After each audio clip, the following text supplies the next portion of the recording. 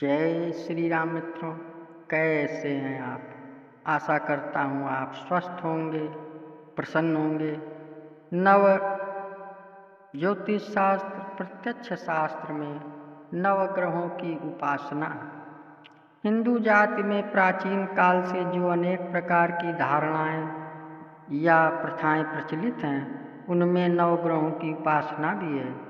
यह केवल रूढ़ि मात्र अथवा प्रथा मात्र नहीं है। इसके मूल में हम लोगों के शरीर से नवग्रहों का संबंध और ज्योतिष की दृष्टि से सुपुष्ट विचार भी है।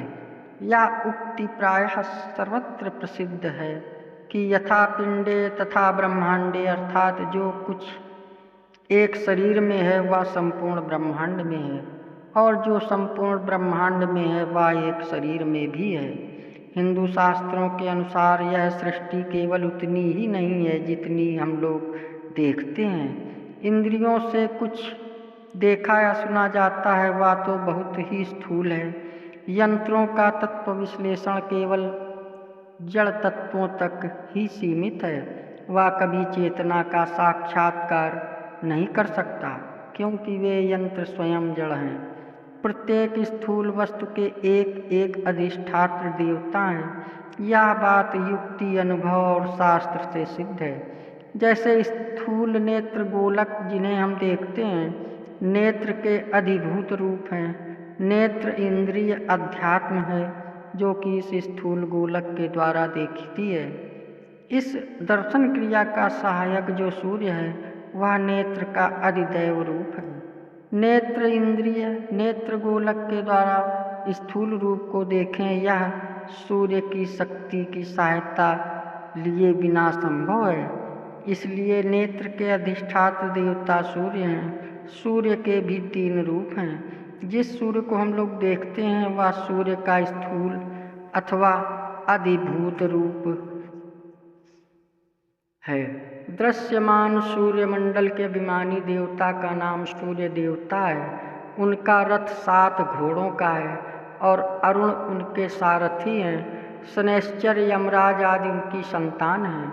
और भी देवता के रूप में सूर्य का जितना वर्णन आता है वह सब इस दृश्यमान सूर्यमंडल के अभिमानी देवता ही हैं। सूर्य का अध्यात्म रूप है समष्ट का नेत्र होना। इन तीनों रूपों को ध्यान में रखने से ही शास्त्रों में जो सूर्य का वर्णन हुआ है वह समझ में आ सकता है। यही बात सभी देवताओं के संबंध में समझ लेनी चाहिए। अब यह बात सिद्धांत से मान ली गई है कि संपूर्ण स्थूल जगत सूक्ष्म जगत का ही प्रकाश मात्र है।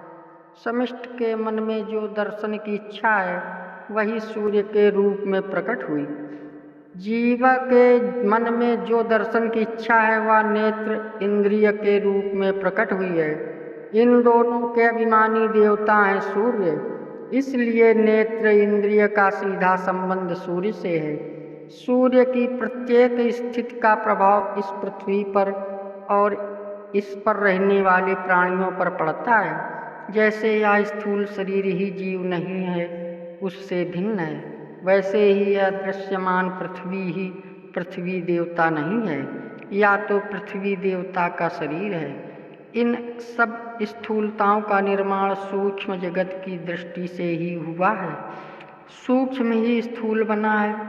इसलिए जो लोग सूक्ष्म जगत पर विचार नहीं करते, केवल स्थूल जगत में ही अपनी दृष्टि को आबद्ध रखते हैं, वे ठीक ठीक इसका मर्म नहीं समझ पाते।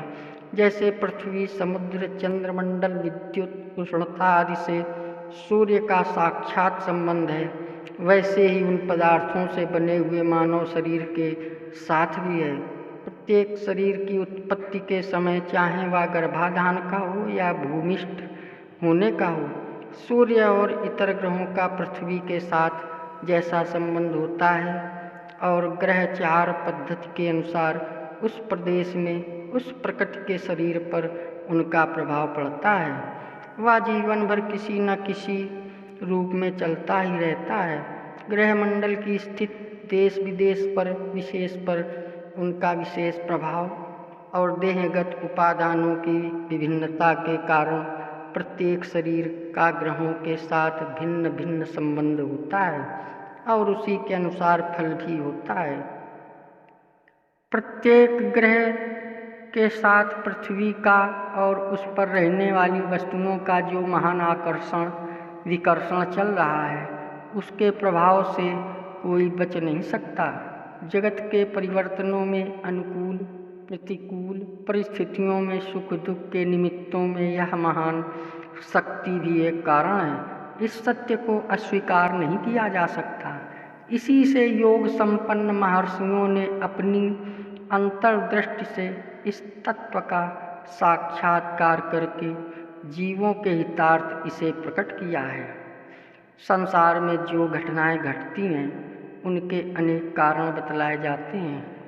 जीव का प्रारब्ध अथवा पुरुषार्थ, समष्टिकर्ता ईश्वर की इच्छा अथवा प्रकृति का नियमित प्रवाह, इन घटनाओं के साथ ग्रहों के आकर्षण विकर्षण का क्या संबंध है? उपर्युक्त बलवान कारणों के रहते हुए जगत के कार्यों में वे क्या नवीनता ला सकते हैं, या प्रश्न उठाने के पहले उन सबके एकत्व का विचार कर लेना चाहिए। समष्टिकर्ता की इच्छा ही प्रकृति का प्रवाह है। प्रकृति के सात्विक, राजसिक और तामसिक प्रवाहों के अनुसार ही ग्रहों की निश्चित गति और जीवों का प्रारब्ध है।